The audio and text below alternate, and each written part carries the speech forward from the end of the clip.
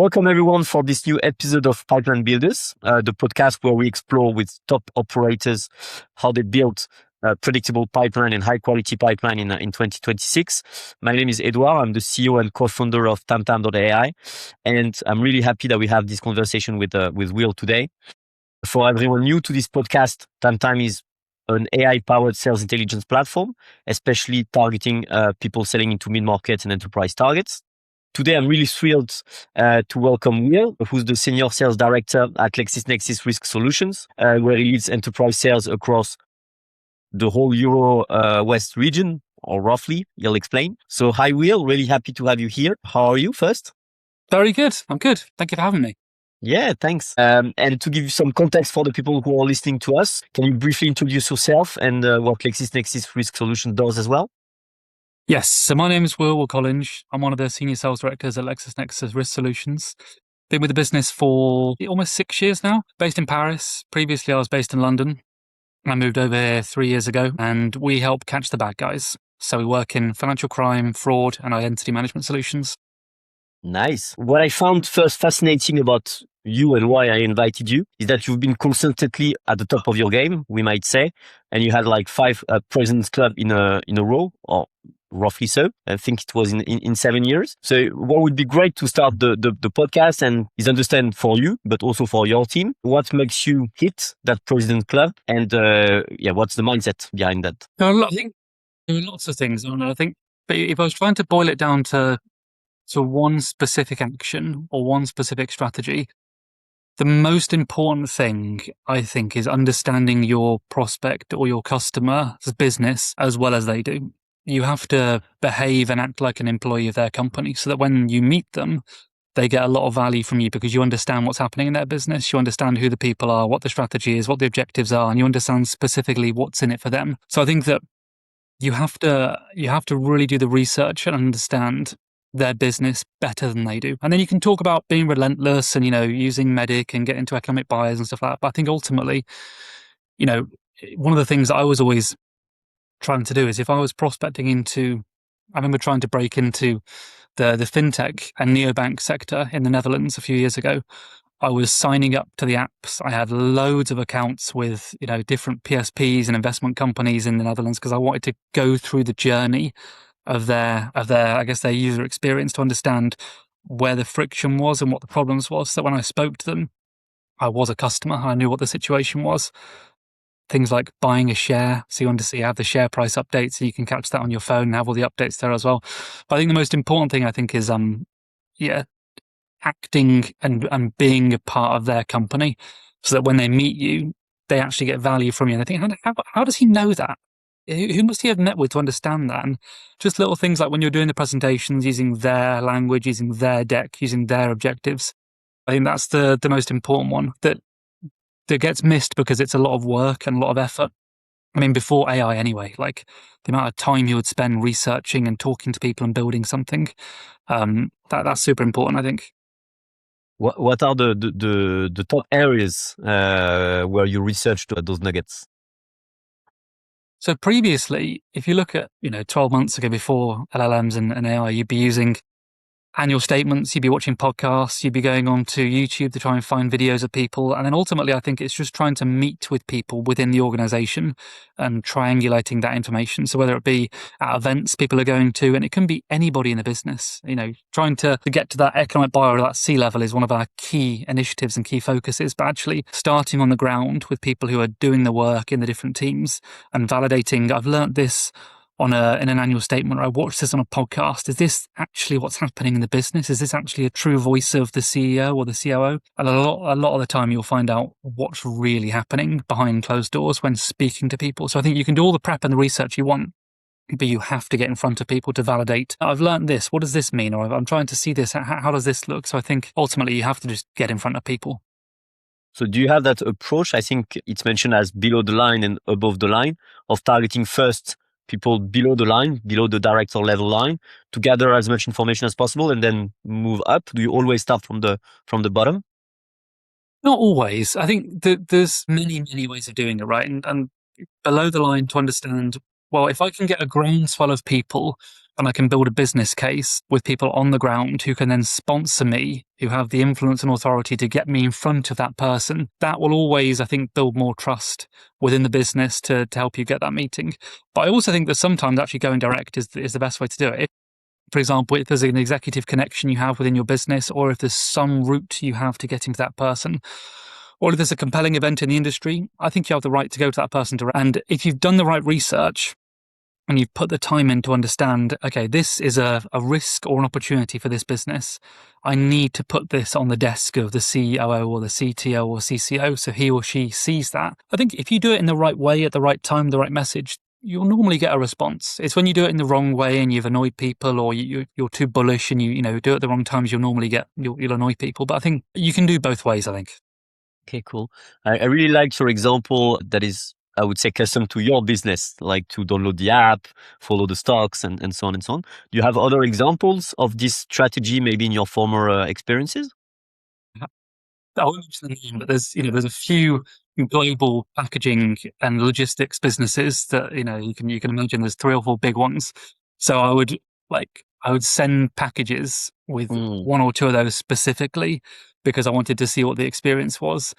Secondly, I remember like when you hire cars, one of the big problems for car hire companies is identity theft and verification of that. There's also a sanctions risk as well, but fraud is a big problem. So I wanted to understand, okay, if I sign up for one of these businesses, what's their process like? And what I'm trying to understand is, me as a consumer, do I feel the friction? Do I see the checks? Do I see what they're trying to do to me? Are they slowing me down?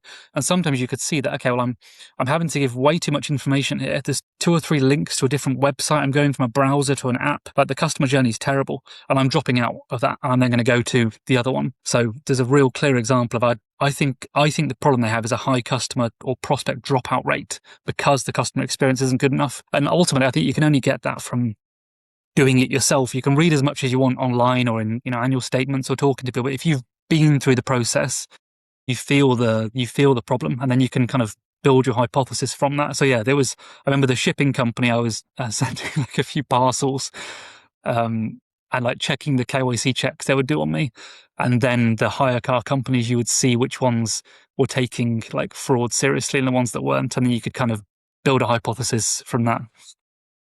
Cool stuff. Very funny and very clever, like to run the customer journey. So you mentioned before that you moved from the UK to Paris. First, how was it? Difficult. It was difficult. I think anybody who's moved countries can appreciate that it is challenging. Like, personally and professionally, there's 1,000 things you don't think of, going from insurance to bank accounts to pensions to tax to safety to all these different things. So you're trying to manage the personal side whilst then trying to get up to speed with work and culture. And it's only 2.5 hours away, Paris on the Eurostar from London, but they're culturally very, very different, France and the UK. I've been battling against the Code de Travail and the culture of French society and everything for the last 3 years. And I think that what I've learned is there are some things that you can change and influence, and there are some things that are ingrained in 100 years of culture that you can't change. So I think trying to just be more accepting of, there are some things I can change and some things I can't change. But overall, it's been great. Like, I'd recommend it to anybody to get out your comfort zone and live in a new city where I didn't really speak the language before I moved here. And it's difficult, but I think Paris is a great city. It's almost like a mini New York. You can walk everywhere. There's great restaurants. The weather's pretty good. It's well connected. It's a very cool city, Paris, and lots of opportunity. It's a great economy, and for us, it's a great economy and great opportunity for us as well. Cool.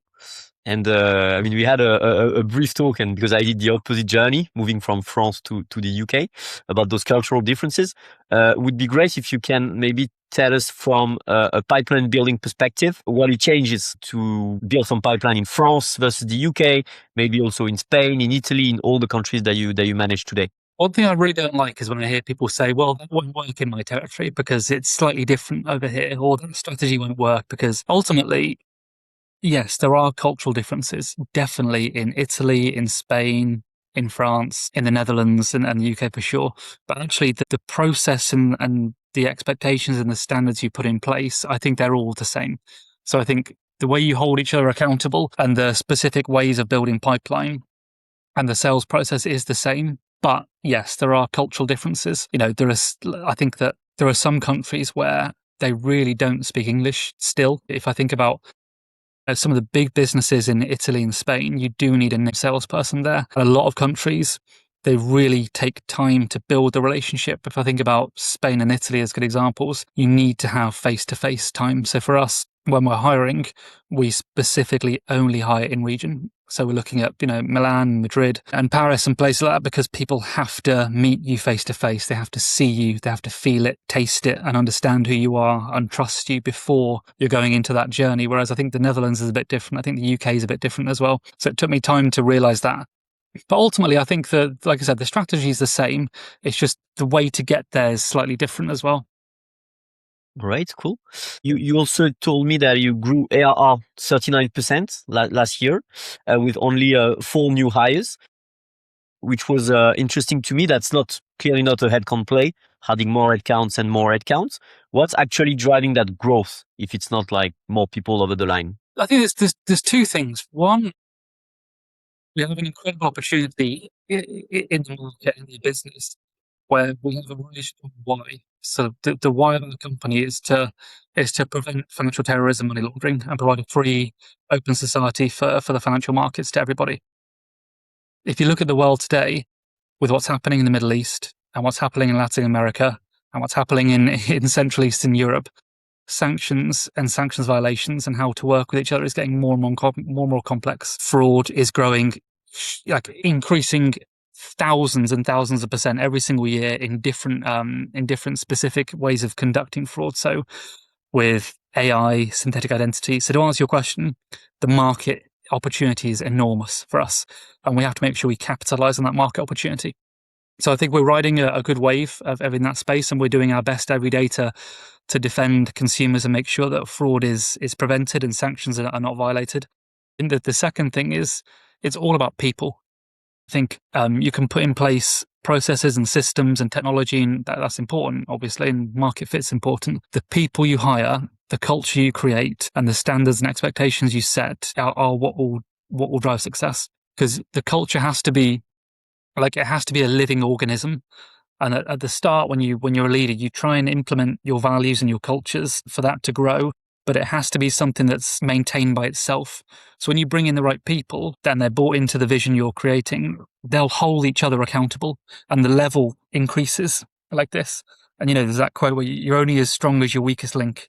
So it's really important to manage that. So I think that the people we brought into the business, every time we hire someone, the question is this person going to level up our sales team? And the answer has to be yes. So I think that people are the key element that have enabled us to be successful in the last 18 months in particular. And we're still hiring, and we don't rush to hire. We have a very quick hiring process when we find the right person, but we're not going to bring the wrong person in. And that's because we have high standards and expectations, and because of that, I think the growth we had last year was great, and 2026 has been good as well so far. We are having a great enterprise sales rep listening to the podcast. I know for sure. What would be the key things that you look at when you hire a new enterprise sales rep? Well, there's the old acronym around ICE, so like intelligence, character, coachability, and experience. But for me, there's two things that I want to see. One is prep, and it sounds silly, but I need to see you managing the recruitment process like you're managing your sales process. And with AI, it's so easy now to understand what our business does, who our customers are, what I say on podcast.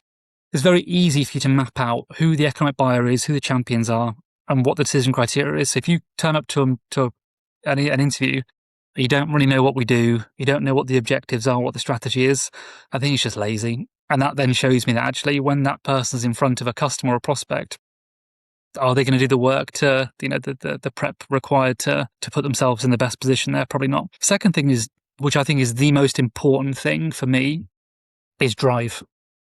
And you can call it persistence, you can call it hunger, desire, whatever. But for me, drive is the single most important thing that I have to find in a salesperson. And it can come from lots of different areas. It can come from, we all know in sales, most people are motivated by money, but what they do with the money and why they're motivated is important to find out. So you have to have drive. It can come from growing up in a really poor background. It can come from having no money growing up. It can come from growing up in a really wealthy background, but having to prove something to your father or your mother or your brother. So I think for me, the two things are, prep and understanding they've done the pre-work. And secondly, drive. I need to understand why that person is motivated and what will keep them going when times get tough. What do they have intrinsically that enables them to keep going and keep fighting? So I want to know what that drive is. All right, cool. Let's move then to the second part of the talk and maybe go deeper in how you do your prospecting, how you build your pipeline.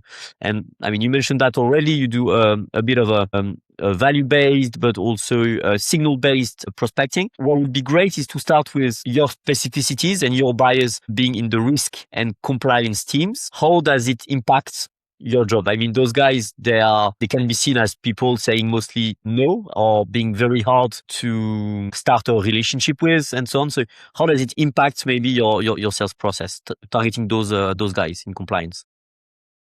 I've never found that. I've always found that people in the compliance space, so if you're in the anti-financial crime space or the fraud space, they're incredibly passionate about preventing fraud and financial crime. And you say those two words, but some of the worst things in the world is happening because of that. I won't mention it on this podcast, but all the awful things you can imagine that are happening to children and women and men around the world is because of that, and because that people are accessing the financial systems. I always found that they were always very open to try and prevent that and make it better. So because of that, them being gatekeepers of the financial system, like I said, they're open to understanding how can we improve this? Because if we can improve this by 1%, what does that mean for our business? What does it mean for the world? And I think that now, you're right, they can say no, but that is great because it gives them a lot of influence and authority. If you think about in France now, I was going to give some examples of names, maybe I won't. If you think about the banking industry in Europe now, how easy it is to sign up to a Revolut or a Lydia or Conto or, businesses like that, or Boursorama, and how difficult it was a few years ago to get an account with some of the bigger banks in Europe. So I think that those compliance individuals understand how important customer experience is, and they've got a really difficult job of balancing risk and customer experience. And the reason why I like selling into this, I guess, in this market is because these people have direct access to the CEO. All of the biggest banks, biggest organizations in the world, you cannot violate sanctions. You cannot mess around with fraud. And because of that, it's always a priority. So I think that to kind of sum up is they can say no, but they're always open to understanding how they can improve it because there's a kind of a bigger purpose and a strong why. Secondly, for their business, if they can improve customer experience whilst not having you feel that friction, it helps them. They make more money. And then also, like I said, the CEO is watching, and this has to be the most, efficient and effective process, because if you look at Europe now, the amount of fintechs and startups that are eating everybody's lunch, it's super important for them to be nimble. So I've always enjoyed working with them, to be honest. You mentioned Revolut it's crazy. Like their valuation now, if I remember well, is on par or even higher than some of the biggest traditional banks in Western Europe. It's crazy. And I think, maybe you saw this keeping on in the coming years. Coming years is interesting. I think Revolut in particular. I think the UK was, if you look at the instant banking and the PSD2 regulations and things, in the UK, the banks were a few years ahead and financial system was a few years ahead of Europe. Because of that, there were great fintechs and PSPs that opened, like Monzo, like Revolut. And they put a lot of pressure on HSBC, on Barclays, on Santander to really improve their customer experience. That then is coming across to France now. And I think a couple of years, when I moved here, it was difficult to get a bank account. I couldn't believe how difficult it was when I first moved here. And I missed my salary for the first couple of months. I couldn't open an account. Just because in the UK, I could open it in 60 seconds. That's changing now across Spain, across Europe, which is great. So it's catching up. But to answer your question, around Revolut, I think, they're a great business, and I think they'll continue to grow and grow. If I look, my sisters, one of my sisters is 24, the other one's 18. They only have Revolut accounts. They aren't going to go and get an account with a traditional tier one bank because they don't need to. Everything's there. They can move money. They can have savings accounts, bank accounts. So I can see it only increasing. The question I have is around LLMs and AI and how that moves into banking. Because if you look at Anthropic and OpenAI and Mistral, at the kind of drop of a hat, they can kill anybody who's made a design tool or a legal tool or something very, very quickly. So I'm interested to see in the future what they start to do around financial services and banking. Because I think that's the future, having it like an ecosystem of everything in one place. So yeah, I'll be interested to see what happens there. What do you think? Have you seen any hints of them going into the banking industry, those large LLM companies? No, but I can see that they're taking compliance more seriously. I know that they're now, Anthropic are having to partner with an identity verification business to do identity verification checks on you as a customer. So I don't think, when I sign up, I don't think they do many KYC checks that I've remember being part of.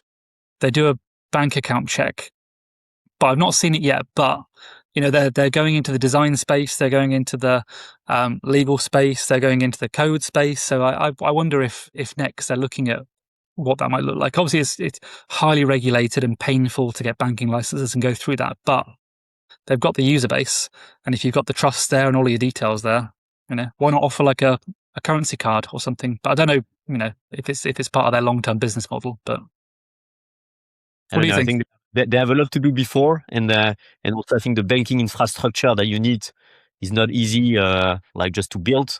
So maybe it's not the easiest thing to do. But what I can personally see would be more like, and especially on Anthropic, because they are more like B2B. So maybe the banking stuff will come from OpenAI, but from Anthropic, I believe they'll move towards like an app store, as Apple did back then, and to take a toll on any B2B applications within, which would be like an enormous amount of revenue they can get, like getting 20%, 25% of all B2B transactions, or most of B2B transactions. It's going to happen. I think we'll do everything there. I think we'll book holidays, we'll manage our diary, you'll build presentations as you are, you'll build code, you'll have your customer details. I think you're completely right. It'll all be there. It will be crazy. You started mentioning your process when it comes to enterprise deals. Take some time, even if you can be helped with AI or specific tools. Take some time to meet those people, to do the research, the prep, get a POV, a point of view, and so on.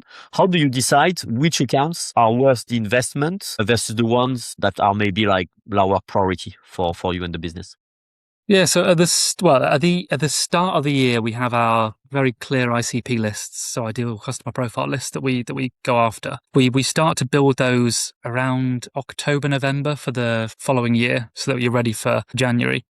And before AI, yeah, it was a lot more subjective than I'd have liked it to be, because you would be relying on people in region, reading the news, understanding what the compelling events are, looking at your existing customer base and trying to pull out 20, 30, ideal customer profiles or ideal prospect profiles that could get the most value from your solution, that perhaps are in an industry that's growing, that perhaps is facing a compelling event. Whereas now it's a lot easier to be really, really specific and a lot more objective. So some of the things we look for is like compelling events in that industry. So what has happened specifically in that country, in that market in the last 12 months that means that there's going to need to be something changing within that organization. And then, for example, what regulations are up and coming in the next 12 months, because businesses like this have to implement things or review things well in advance of the regulations coming into place. So you're looking 2-3 years ahead based on what is on their roadmap to achieve and why. So I think that's super important, to look at compelling events. And then also just being aware of what's happening in your region and understanding where you've been successful. So which businesses get the most value from our solutions, like from a quantifiable perspective, and then which ones have the lowest attrition.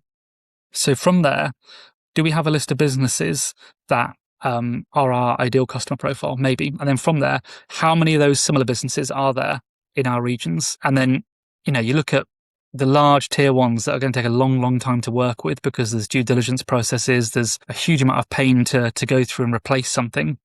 So we separate like ideal customer profiles that are the ones we'd love to sign that you can work with, fear, uncertainty, doubt, nurture, events, etc. Then there's the ideal prospect profiles that haven't got all of the processes and systems in place yet that make it painful to sign. So we'll prioritize based on those ideal prospect profiles that are normally SMEs, of medium enterprise businesses that are a lot smaller, but actually are facing the same problems these big guys are facing. But you're not going to need to replace a Salesforce, for example, because it isn't in place yet. So we'll focus on those ones first. Does that make sense?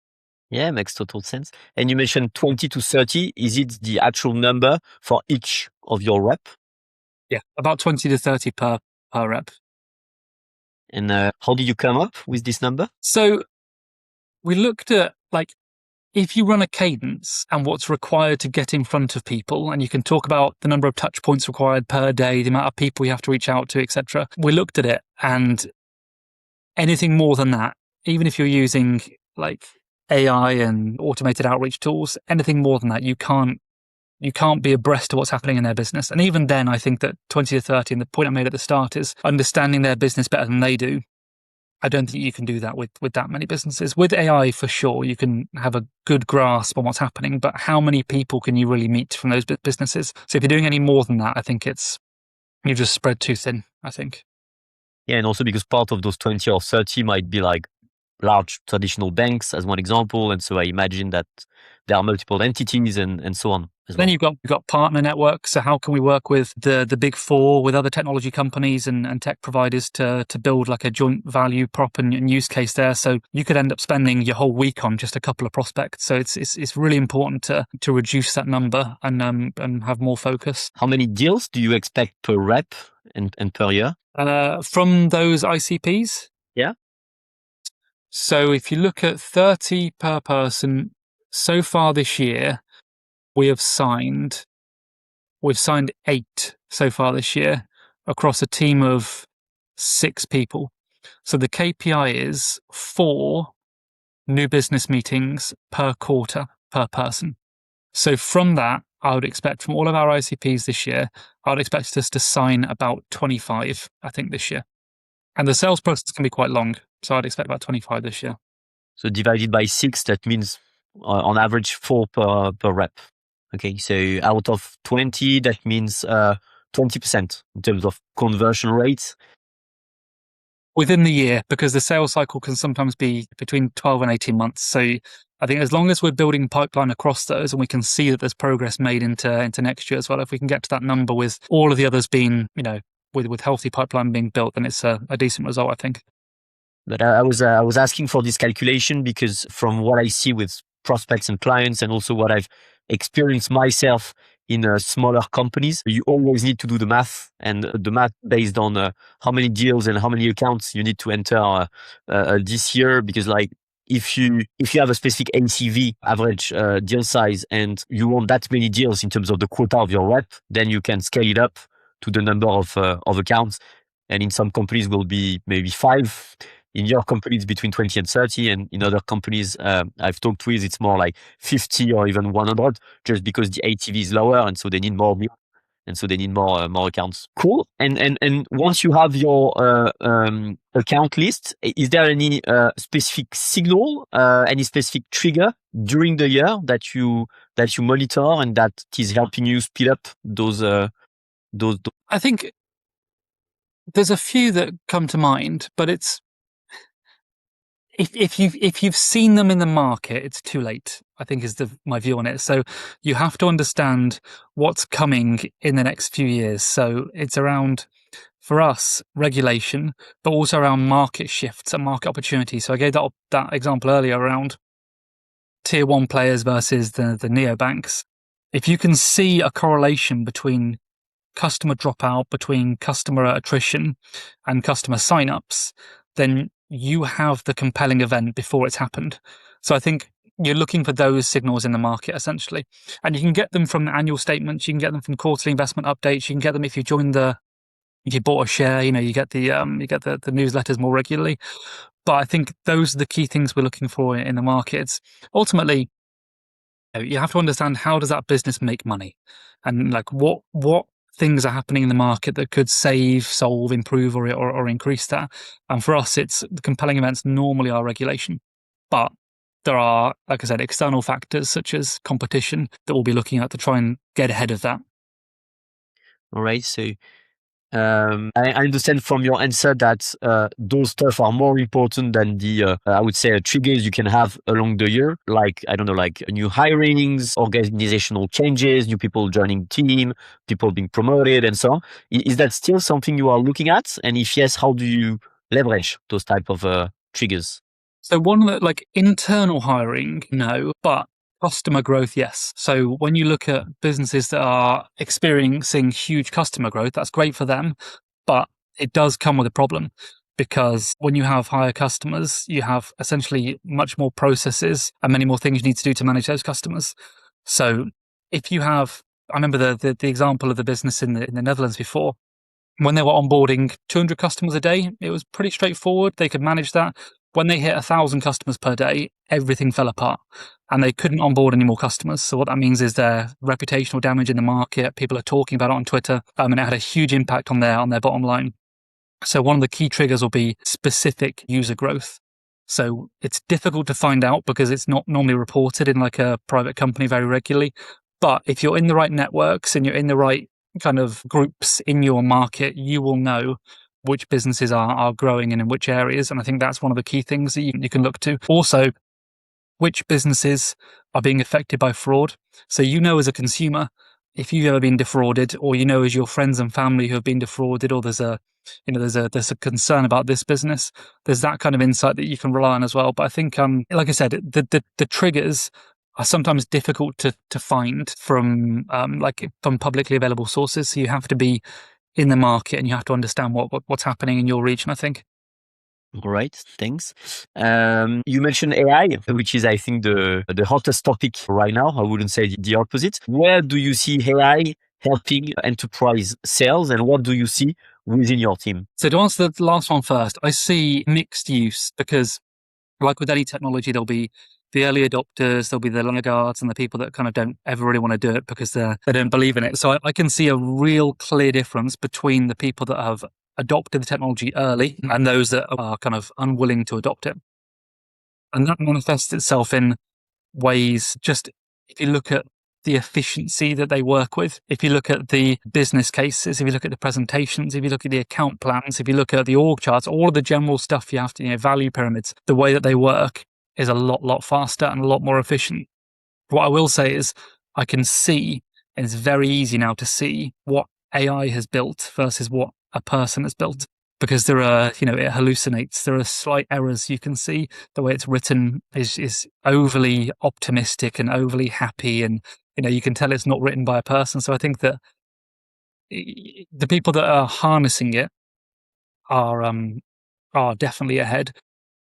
As with anything, right? You have to have a person validating it. I remember we did a prep session for one of our executives recently, and we built a one pager on the execs in the meeting. And luckily I read it before, and a lot of the stuff was inaccurate. And I don't know where AI got their career history from, but if you just went on their LinkedIn, you'd see they didn't work there. They didn't do that job. So I think, it's super important to use it, obviously, but I think having to check it is important because it does get things wrong, I think, from what I can see.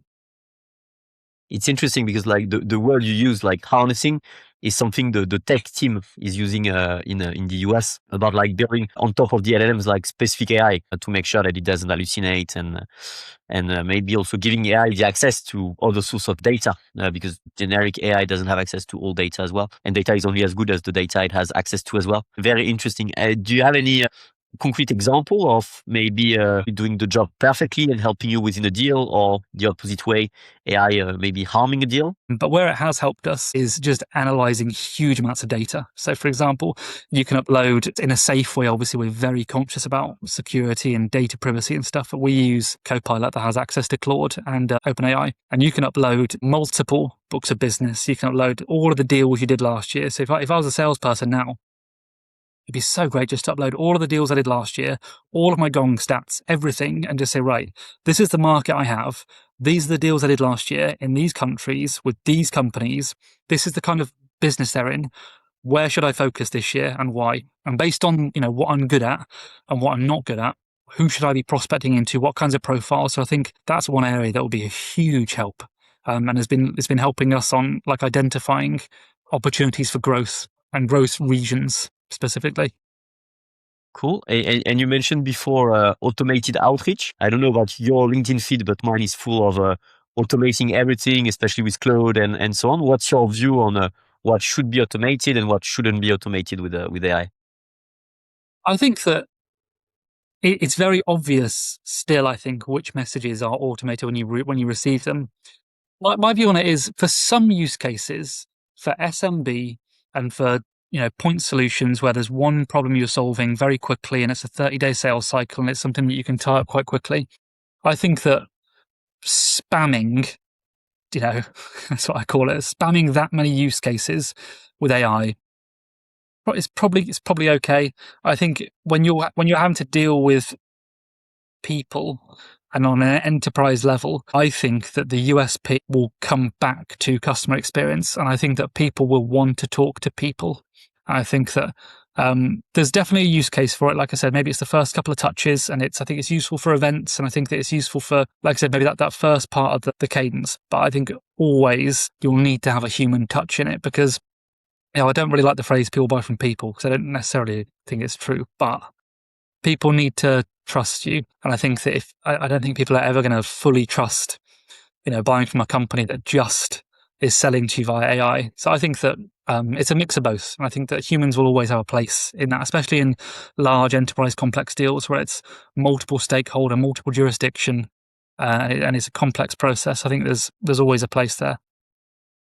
What do you think? What I believe is for the prep and the research, AI can help tremendously, but then there is no shortcut. It's about building a relationship. It's about people trusting you and automating stuff, automating like emails or LinkedIn messages that are personalized but maybe not as relevant. I would do the distinction there. Can always be super dangerous for your company. I mean, you mentioned that each rep having 20, 30 accounts. If you make a bad impression, that's one out of the list. And so you can spam your TAM, as we say it, very quickly. An email is the absolute worst form of communication. If you think about, how many emails you get, and then how many the people you're trying to reach out to that are C-level in these organizations, hundreds and hundreds, and if not thousands of emails per day they receive. I think that's a terrible way to try and communicate, I think, in general. What would be the best channel for you? I think there's a few ways that come to you have to cut through the noise. So you have to get above the noise and cut through it. And there's lots of different ways you can do that. I think if you are going to go via email, if you have the right message and you've done the research and the problem does exist, I think it's okay. However, you have to realize that a lot of these people have executive assistants and they work 8 till 6. So you send that email at 10 p.m. or you send it on the weekend. And if it's the right message with the right research and the right kind of call to action, I think you'll get a response, like I said, at those key times. I think exec to exec introductions are great if you have people within your business who are at the right level, who know these kinds of people. That meeting comes from trust. I think partner ecosystem's important. Events are great, but I think to get to me, you have to cut through the noise and it has to be personal. I remember, like, we've trying to get hold of someone who's doing an Ironman in a few months. We've sent them like protein bars, electrolytes. I think you have to. I don't think that's always the right answer, but you have to find a way to stand out and cut through the noise somehow. So human touch and being funny always helps. That was a very nice conversation. Thanks a lot for all those insights. Is there anything you want to share? Any final words before we stop this podcast? No, I just think like you said on AI, like it's super, super useful now. And we can work out 100 times faster than we used to around prep and around account strategy and around understanding your data. Like as a salesperson now, if I could just do some analysis on where I'm successful and where I should focus, it would save me so much time and so much wasted energy. So I think it's, as you know, right, it's going to completely change everything. And I think there'll be those that accept and adapt. and those that don't will be left behind, as with everything. So I think it's super, super exciting. Super exciting times indeed. Thanks a lot, Will. That has been super insightful and a really nice talk. I'm sure everyone will enjoy that. And by the way, as you said, you are hiring. So if you want to reach out to join the team, feel free. Thanks a lot and speak soon. Thank you. Bye-bye.